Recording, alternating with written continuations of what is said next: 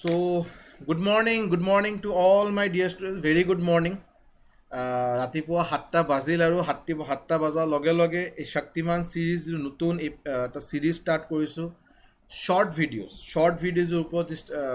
যি নতুন সিৰিজ ষ্টাৰ্ট হৈছে আজি বাৰু এপিসোড নম্বৰ 5 আজি আমাৰ এপিসোড নম্বৰ 5 তোমালোকে যিমানখিনি মোক মৰম দিয়া আছে বা সিৰিজক যিমানখিনি ভাল পাইছে এই কাৰণে মই গ্ৰেটফুল নিশ্চয়কৈ ভাল ফিডবেক পালে বহুত ভাল লাগে বহুত মোটিভেটেড ফিল হয় ভিডিঅ'টো ভাল সিৰিজটো ভাল লগা বুলি যেতিয়া গম পালোঁ বা ষ্টুডেণ্টে ভাল পাইছে বুলি বহুত সন্তুষ্টি লাগে আৰু যে না কিবা এটা ভাল কাম হৈ আছে আৰু তো যি হওক আজিৰ ছেশ্যনটোৰ কাৰণে ছেইম ৰিকুৱেষ্ট থাকিল ভিডিঅ'টো ভাল লাগিলে নিশ্চয়কৈ লাইক কৰাৰ কাৰণে ৰিকুৱেষ্ট থাকিব শ্বেয়াৰ কৰাৰ কাৰণে ৰিকুৱেষ্ট থাকিব আৰু কমেণ্ট ছেকশ্যনত যায় ফিডবেক দিয়াৰ কাৰণে ৰিকুৱেষ্ট থাকিব চ' অলৰেডি আমাৰ 4টা এপিছ'ড শেষ হ'ল আজি আমাৰ এপিছ'ড নম্বৰ 5 আৰু ইয়াতে যেনেকৈ তোমালোকে অলৰেডি মই কৈ দিছোঁ বাৰু এইটো ইণ্টেনশ্যনটো চবেই গম পোৱা যে মই নৰ্মেলি যেতিয়া মই নৰ্মেল ক্লাছেছকেইটা কৰাই থাকোঁ আমাৰ মৰ্ণিং 11 AM 11টা বজাত যেতিয়া মই ক্লাছ হয় বাৰু তেতিয়া মই ক্লাছত মই পটককৈ শ্বৰ্টকাট ট্ৰিক ডিছকাছ কৰাটো মই অলপ এভইড কৰোঁ ৰিজন বিং মই সদায় এটা কথা মানো আৰু ভাবোঁ যে কনচেপ্ট ষ্ট্ৰং হোৱাটো বহুত ইম্পৰ্টেণ্ট ইয়াৰ পিছত শ্বৰ্টকাট ট্ৰিক আমি ডিছকাছ কৰিম বাৰু চ' এই চিৰিজটো বনোৱাৰ মেইন ইণ্টেনশ্যন হ'ল যাতে আমি সৰুকৈ কেইটামান ভিডিঅ' বনাব পাৰোঁ কেইটা নহয় বাৰু বহুতকেইটা ভিডিঅ'য়ে বনাম বাৰু আৰু ইয়াতে আমি অকল কনচেপ্ট আৰু শ্বৰ্টকাটে ডিছকাছ কৰিম দীঘলীয়া ভিডিঅ' নহ'ব বাৰু একদম সৰু চাইজৰ ভিডিঅ' হ'ব আৰু ইয়াতে আমি বহুতকেইটা ইম্পৰ্টেণ্ট আৰু ট্ৰেণ্ডিং কুৱেশ্যনছ আমি ডিছকাছ কৰিম শ্বৰ্টকাট ডিছকাছ কৰিম কনচেপ্ট ডিছকাছ কৰিম ঠিক আছে চ' দেৰি নকৰাকৈ ষ্টাৰ্ট কৰোঁ বাৰু আজিৰ ছেশ্যন HCF আৰু LCM লসাগু আৰু গসাগু ওলোৱাটো বাৰু মই ভাবোঁ 100% ষ্টুডেণ্টে বাৰু গম পায় এনেকৈ চাগে ষ্টুডেণ্টে নাই যে ক'ব যে নাই ছাৰ মই লসাগু আৰু গসাগু ওলাব নোৱাৰোঁ এইটো আমাৰ সৰু বয়সত স্কুলত শিকোৱা হয় কিন্তু মোৰ কথা হ'ল যদি লসাগু আৰু গসাগু যদি ভগ্নাংশ ওলাব যদি দিয়ে বা ডেচিমেল যে নম্বৰ মানে দশমিক যে থাকে ডেচিমেল নম্বৰ এই দশমিক নম্বৰ যদি আমাক লসাগু ওলাব দিয়ে বা গসাগু ওলাব দিয়ে আমি তেন্তে কেনেকৈ ওলাব পাৰিম চ' এইটো অলপ ভালকৈ আমি শিকি ল'ব পাৰোঁ একদম সহজ বস্তু চ' অলপ ভালকৈ চোৱাৰ লগে লগে বস্তুখিনি গমেই পাব আৰু চ' ফাইণ্ড দ্য LCM অফ কেইটামান নম্বৰ ভগ্নাংশ দিয়া আছে যেনেকৈ এটা ভগ্নাংশ দিয়া আছে 72/250 এটা দিয়া আছে আমাক ইয়াতে বাৰু হ'ব ইয়াতে বা হ'ব ডিভাইড হ'ব 126/75 আৰু এটা আমাক দিয়া আছে 162/165 এইকেইটা নম্বৰৰ আমাক কি ওলাব দিছে লসাগু ওলাব দিছে দ্য মষ্ট ইম্পৰ্টেণ্ট থিং যেতিয়া ভগ্নাংশৰ লসাগু বা গসাগু LCM বা HCF ওলাব লগা হ'ব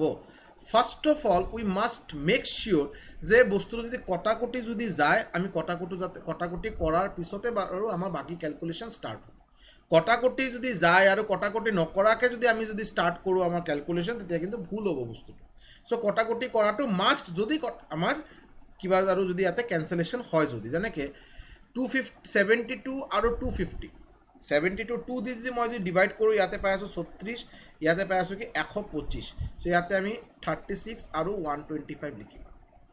নেক্সট 126/75 চ' ইয়াতে যদি 3 দি কৰোঁ তো 3 4 যা 12 3 2 যা 6 3 দি কৰিলে 25 চ' 42/25 ইয়াতে 162/165 যদি কৰা হয় যদি মই ইয়াতে 3 দি যায় 3 5 যা 15 1 2 3 4 আৰু ইয়াতে হ'ল 355 চ' আমি ইয়াতে পাই আছোঁ 54/55 এতিয়া আৰু কিন্তু কটাকটি নাযায় এতিয়া আমি লসাগু ওলাব পাৰোঁ যদি আমাক LCM ওলাব দিয়ে ভালকৈ মনত ৰাখিব পাৰোঁ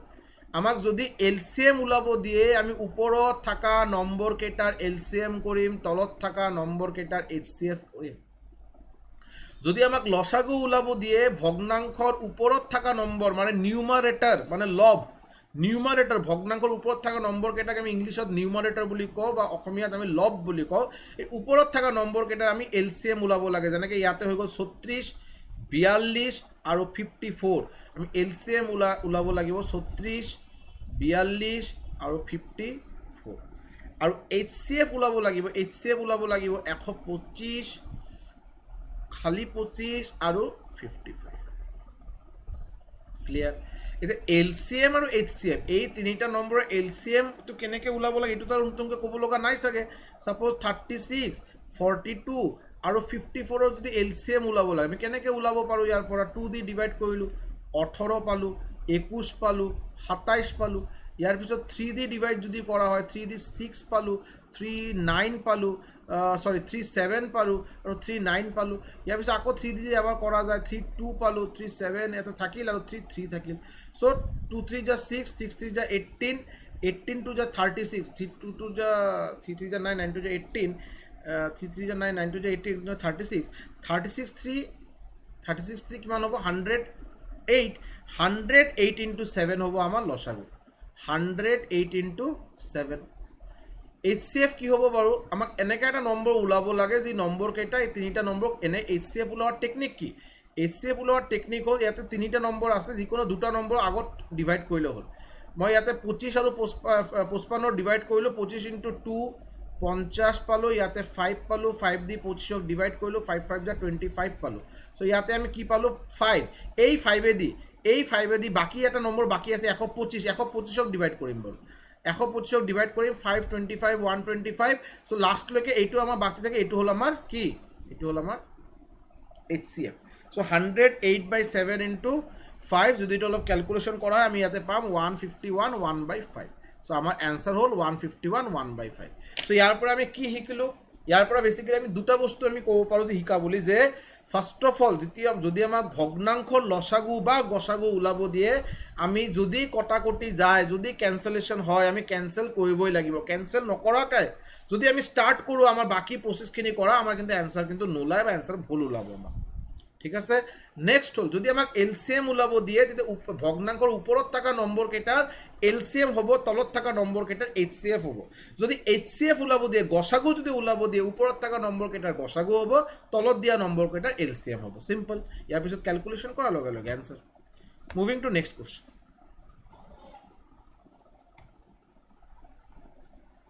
এইটো চোৱাচোন বাৰু কি দিয়া আছে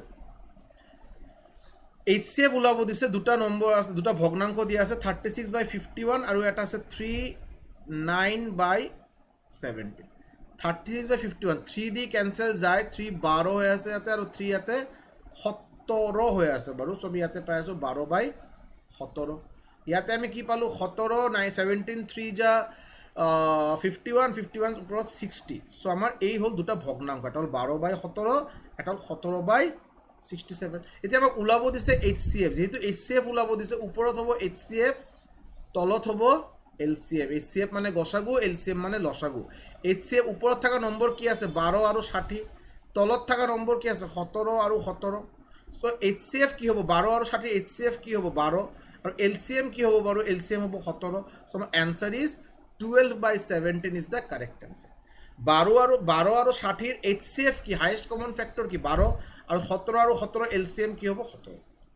ক্লিয়াৰ লাস্ট কোশ্চেন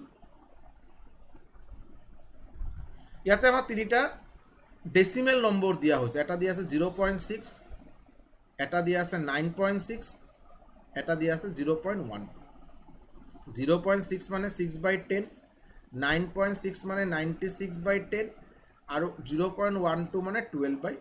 যদি আমি কটাকটি কৰোঁ ইয়াতে পাম 3 ইয়াতে পাম 5 সো ইয়াতে 3 পালো ইয়াতে 5 পালো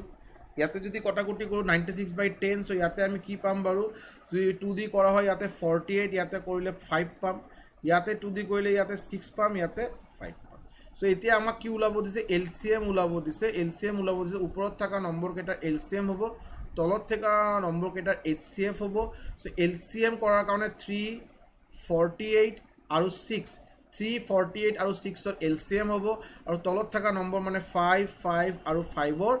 HCF হ'ব সো ইয়াতে 348 আৰু 6 ৰ LCM লাগে না LCM কি হ'ব বাৰু LCM 48 হ'ব আৰু ইয়াতে আমাৰ 5 হ'ব বাৰু 3 6 আৰু 48 ৰ লসাগু কি হ'ব 48 হ'ব তোমালোকে এটো চেক কৰি চাব পাৰা